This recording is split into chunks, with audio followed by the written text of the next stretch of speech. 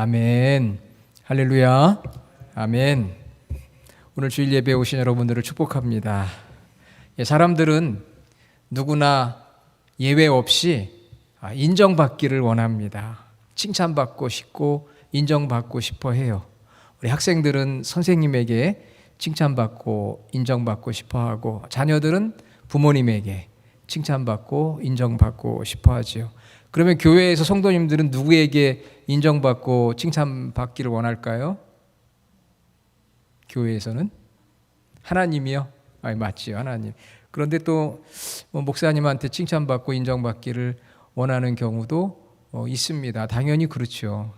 그래서 제가 많이 칭찬해드리고 인정해드려야 되는데 요즘 자주 뵙지를 못하니까 그렇지 못한 것 같아서 죄송합니다. 인정받고 싶어요. 또 칭찬받고 싶고, 여러분 다 그러시죠? 그런데 여러분, 중요한 사실이 하나 있습니다. 그것은 바로 진정으로 나를 칭찬하고 인정해 주실 분, 그분이 누굴까요? 나를 진정으로 칭찬하고 인정해 주셔야 하는 분, 바로 하나님이십니다. 하나님께서 우리를 인정하고 칭찬해 주셔야 돼요. 세상에서 인정받고 칭찬받는 것도 필요하지만 더 중요한 것은 하나님께 인정받는, 하나님께 칭찬받는 하나님의 자녀들이 되어야 합니다. 왜냐하면 사람의 인정과 칭찬은 잠깐이더라고요. 저도 성도들에게 인정받고 칭찬받고 싶어요. 예전에 어떤 권사님이 그런 말씀을 하시더라고요. 목사님, 제가 목사님 설교 은혜를 많이 받지만 저는 절대 목사님을 칭찬하지 않습니다. 그래요. 그래서 왜요? 그랬더니 교만해질까 봐요. 그래요. 가끔은 또 이렇게 은혜 받았다고 해주면 용기가 나기도 해요. 그러니까 이 교만해질까 봐 안 하신다고 하는데 그것도 뭐 일리는 있습니다. 그렇지만 그 성도님 지금 어디가 계신지 모르겠어요. 사람에게 인정받고 칭찬받는 거 잠깐이더라고요. 그때뿐이에요. 시간 지나면은 다 잊혀지고 이제 그래요. 하나님께 인정받고 칭찬받는 게 그래서 중요한 거예요. 왜? 하나님은 영원하신 분이기 때문에, 이 생과 내 생에 우리의 주인이시기 때문에 하나님께 인정받고 칭찬을 받아야 합니다. 장례식을 인도하거나 장례에 참여하게 될 때 고인들의 양력이 소개가 됩니다. 때론 대단한 분들이 계셔요. 그 양력만 봐도 참 대단하시다. 인생을 살아오면서 사람들에게 인정받고 칭찬받았을 만한 분이구나. 그렇지만 한편으로는 그런 생각도 들어요. 그런데 이분이 정말 하나님께는 인정을 받았을까? 하나님께는 칭찬받는 인생이셨을까? 그렇게 질문을 해보면서 제 자신도 하나님께 인정을 받아야지. 내가 가지고 있는 것 때문에 사람들에게 인정받는 것 가지고 만족하고 기뻐해서는 안 된다. 전도서 7장 2절에 보면 초상집에 가는 것이 잔치집에 가는 것보다 낫다고 했어요. 왜냐하면 사람의 죽음 앞에서 우리는 인생을 다시 한번 돌아볼 수가 있거든요. 그래서 초상집에 가는 것이 잔치집에 가는 것보다 낫다.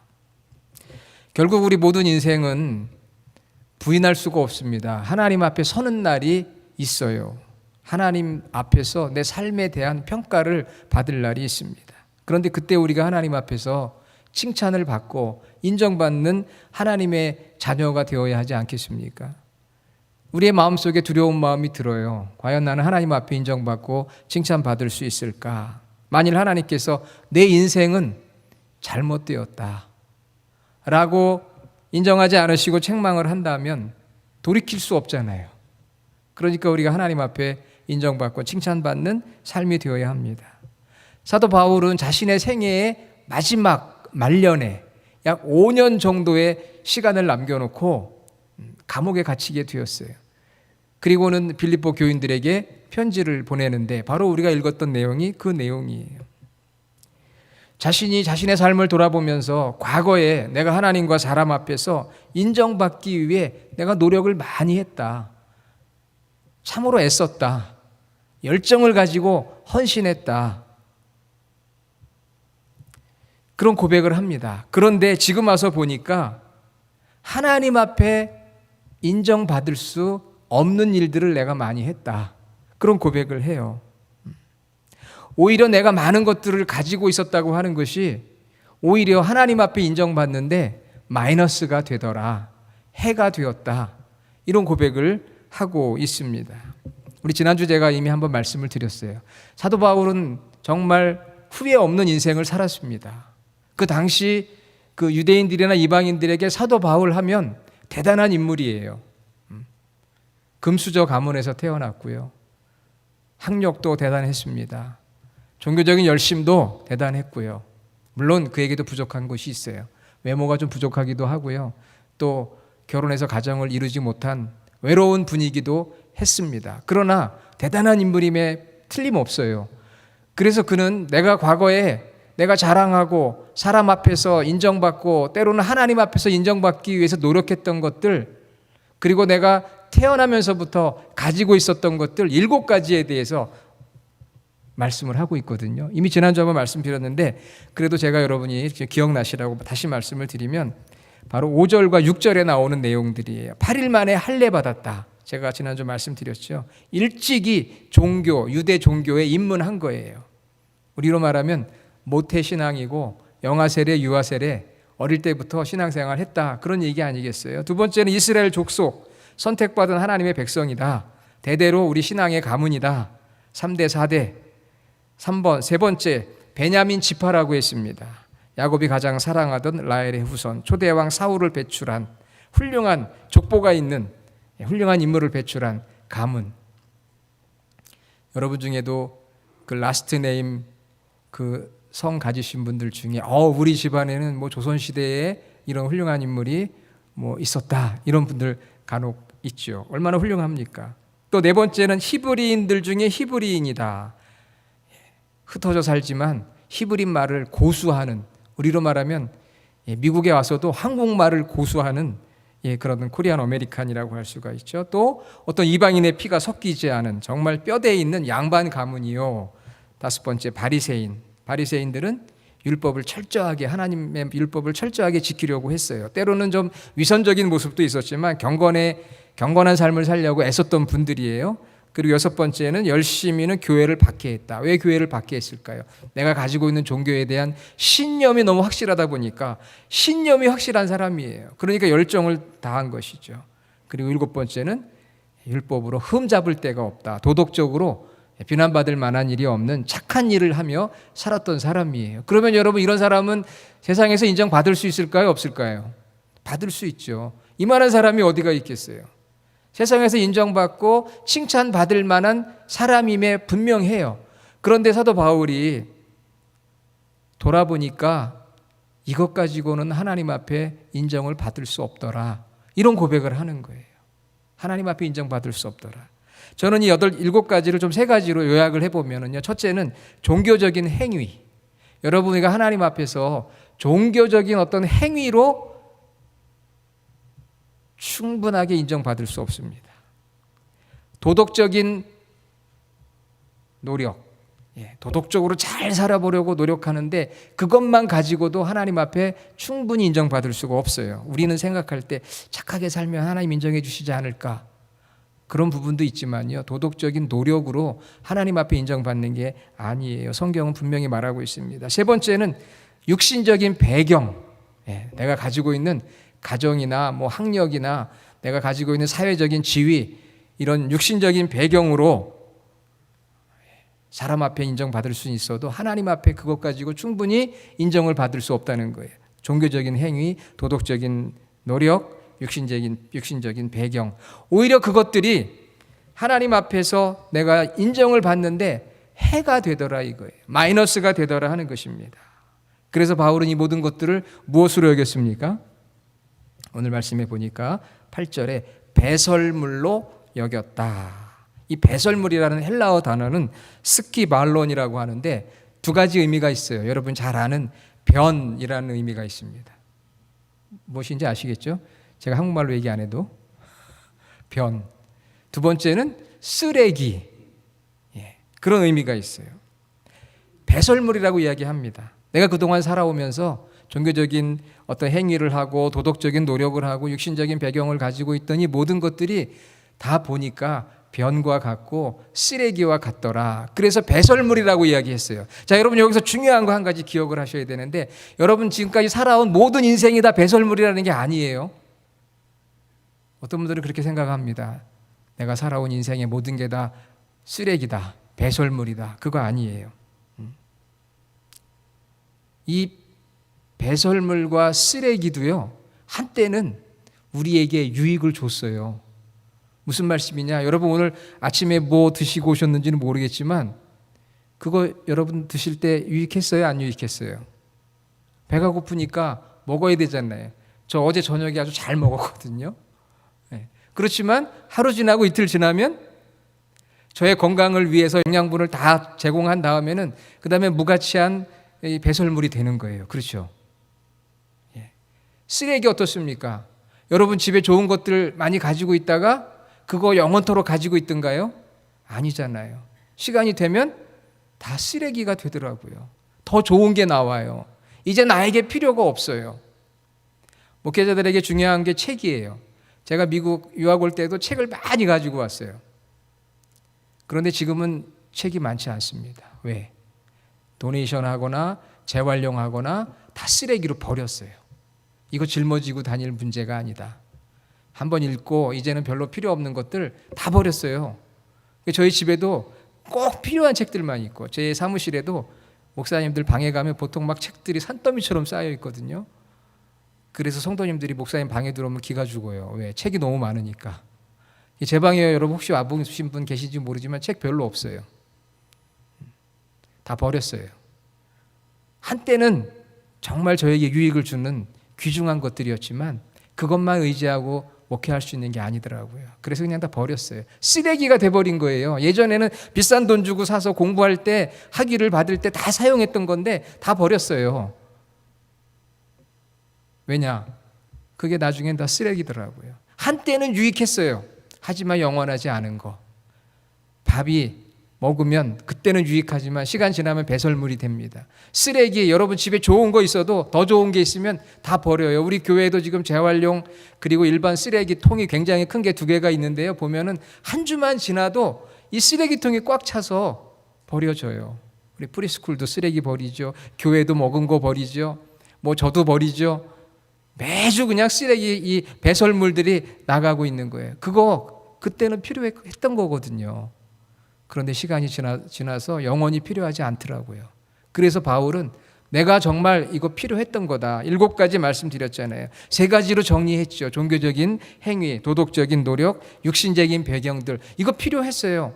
유익했어요. 바울에게. 바울이 복음을 전하는 데 있어서 다 유익했던 것들입니다. 유대인들에게 복음을 전하기도 하고, 지식이 있는 사람들에게 복음을 전하기도 하고, 누군가에게 복음을 전할 때 이런 대단한 인물이 복음을 전해 그의 배경을 보고 말씀을 듣는 사람도 있거든요. 하지만 중요한 것은 잠깐은 유익했지만 영원히 유익하지 않다는 거예요. 그리고 사람에게 인정받고 칭찬받을 수 있지만 하나님 앞에 그것만 가지고는 충분히 인정받고 칭찬받을 수 없다는 것을 우리가 분명히 알아야 합니다. 그래서 바울은 내가 이것을 배설물로 여기고 과감하게 나는 이제 버렸다 이거예요. 버렸다. 제가 미국에 와서 공부를 이제 하려고 했는데 그때 담임 목사님이 저한테 물어보더라고요. 왜 공부를 하려고 하냐고. 왜 학위를 받으려고 하냐고.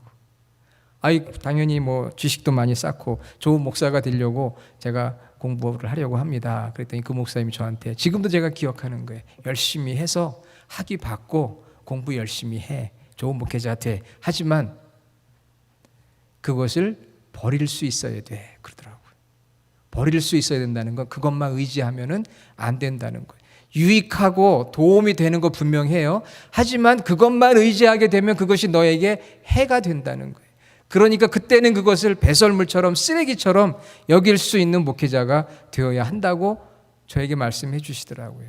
그때 막 공부를 시작하려고 하는데 의기가 좀 꺾이더라고요. 그럼 내가 이거 해야 되나? 어차피 버릴 건데. 근데 어떻게 했을까요? 했을까요? 안 했을까요? 그래도 했죠. 왜? 공부하면서 얻는 유익이라는 게 있잖아요. 하지만 그 유익이 영원한 건 아니더라고요.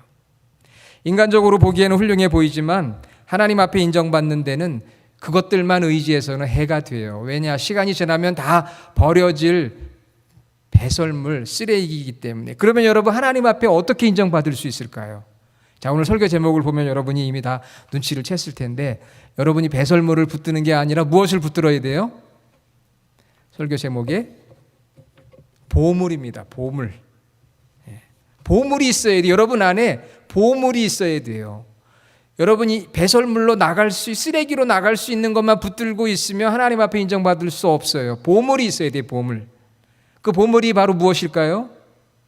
따라해 봅시다. 보물은 예수 그리스도시다.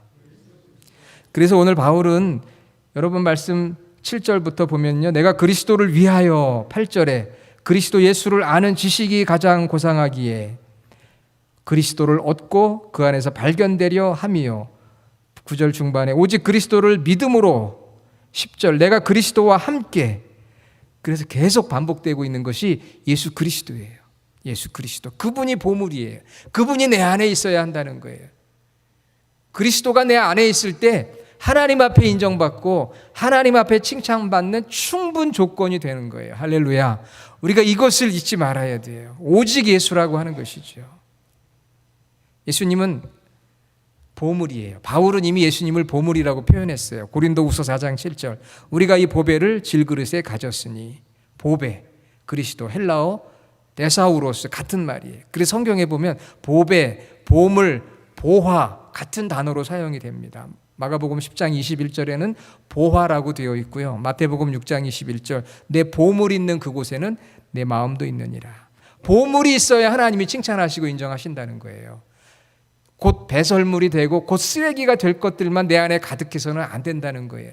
그것은 어느 정도 우리에게 영양가를 제공해서 우리를 건강하게 할 수 있는 음식일 수도 있고 학위일 수도 있고 배경일 수도 있고 물질일 수도 있고 모든 것이 될 수가 있어요. 그러나 잠깐 우리를 유익하게 하고 편하게 하고 할 수 있는데 언젠가는 다 사라질 것이라는 거.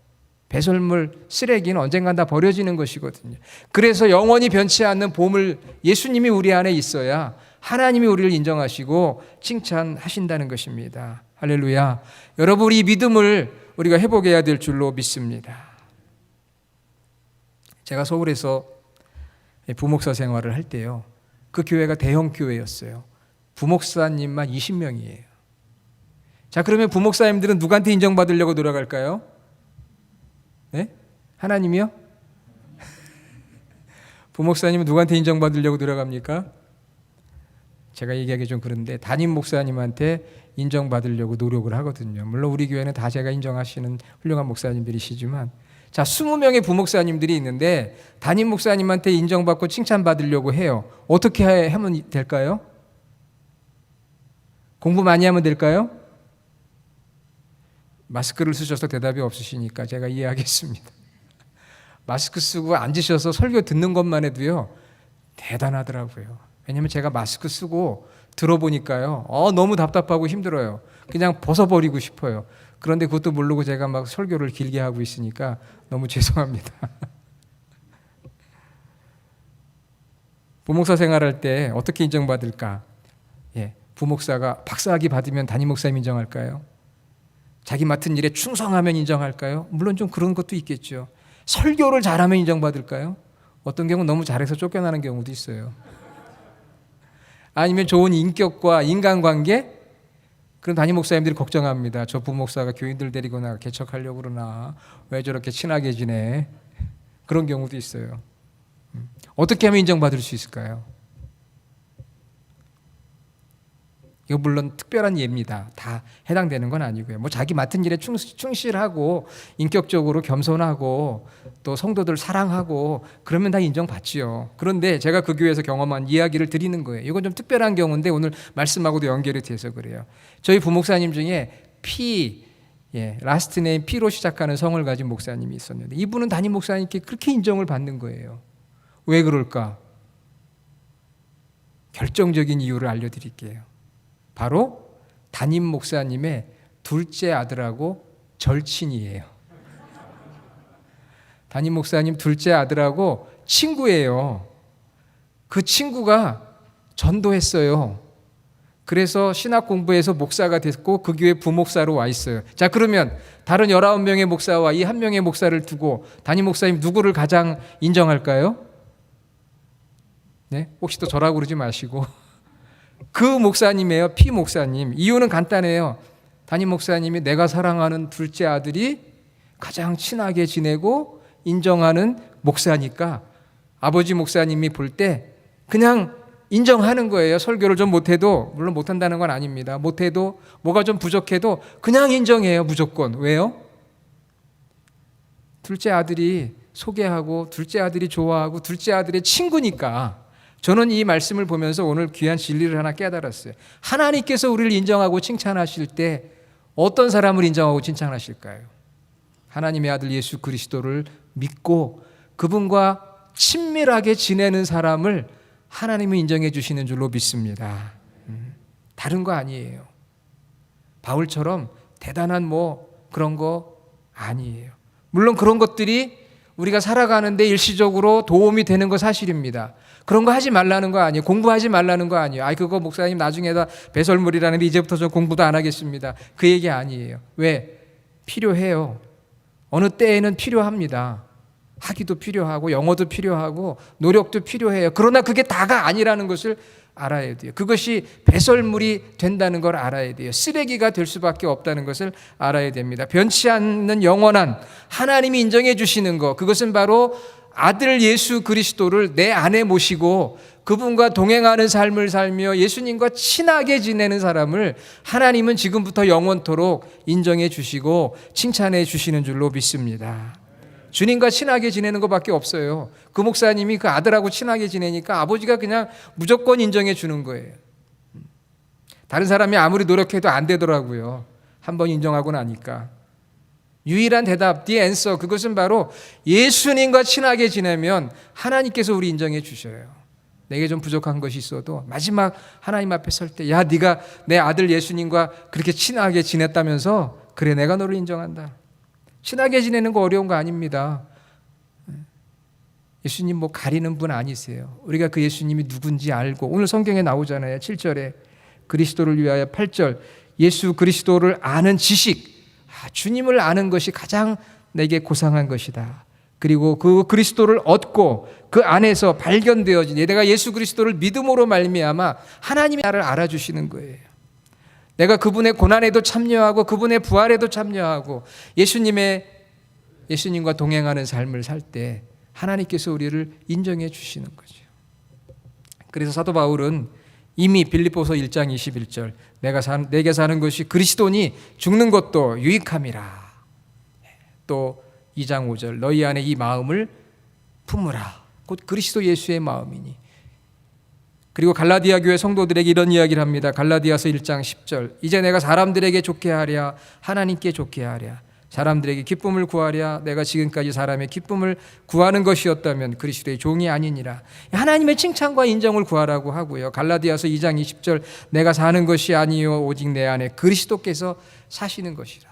바울 자랑할 거 많았습니다. 하지만 그가 결국 깨달은 것은 내 안에 계신 예수님, 그분을 내가 신뢰하고 그분을 자랑하리라. 왜? 그것이야말로 내가 그동안 하나님 앞에 인정받으려고 애썼던 그 모든 것들보다 가장 최고고 가장 확실한 것임을 깨달았기 때문에 우리에게 말씀하고 있거든요.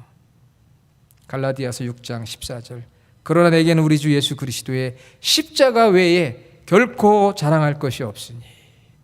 여러분, 우리 인생을 살면서 곧 배설물이 되고 곧 쓰레기가 될 것들도 필요하다고 했어요. 유익하다고 했습니다. 먹어야 살잖아요. 그렇죠. 우리 인생을 영위하는데 필요한 것들 많이 있어요. 하지만 그것들은 다 언젠가는 배설물이 되고 쓰레기가 될 수밖에 없다는 거예요. 바울은 그걸 분명히 깨달았어요. 그리고 영원한 보물, 배설물이 되지 않는 영원한 보물, 그분이 바로 예수 그리스도. 그래서 내가 그분을 자랑하고 그분을 신뢰하고 살아간다고 고백했습니다. 저도 처음 목회하면서 사람들에게 인정받으려고 많이 노력했어요. 설교도 잘해볼까, 세미나도 많이 다녀보고, 학위가 있으면 또 성도들이 인정할까 해서 미국에 와서 공부까지도 하고요. 영어는 좀 부족하긴 하지만 그것도 잘하면 좋지 않겠습니까? 관계가 좋으면, 인격이 훌륭하면 여러 가지 방법들이 있는데요.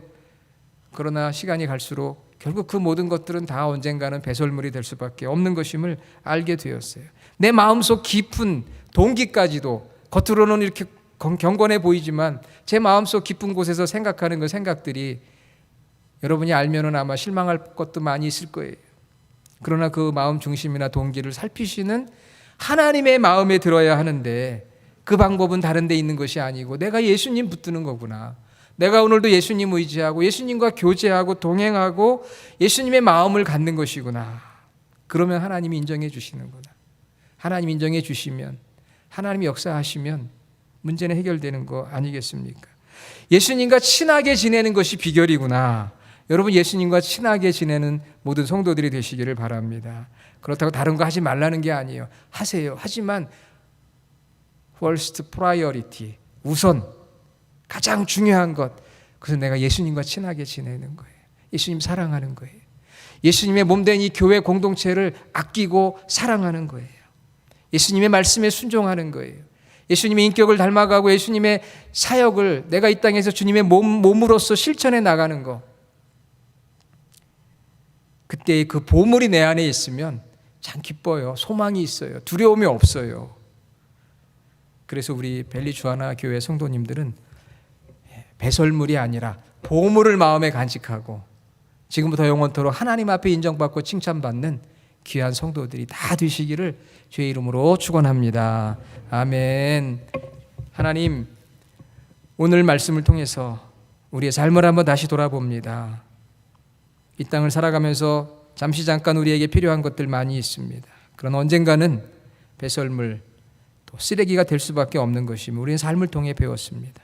이제 영원히 변치 않는 우리의 소망, 부활의 첫 열매 되어주신 그 예수님, 그분과 친하게 지내는 저희들 되게 하시고 날마다 예수님을 사랑하는 저희들, 예수님의 몸된 교회를 아끼고 사랑하는 저희들, 예수님과 동행하며 교제하며 예수님을 닮아가는 그런 저희들이 되어서 마지막 우리 인생의 결산의 때에 하나님 앞에 네가 내 아들 예수와 친하게 지냈구나, 그 평가를 받을 수 있는 저희 모든 성도들이 되게 하여 주시옵소서. 예수님의 이름으로 간절히 기도드립니다. 아멘.